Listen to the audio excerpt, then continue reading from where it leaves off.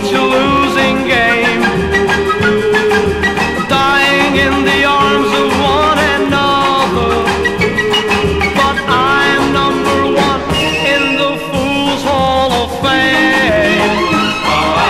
Who can forget Marie Antoinette and all her foolish men? She reminds me so of the love I used to know. Now history repeats itself again and again.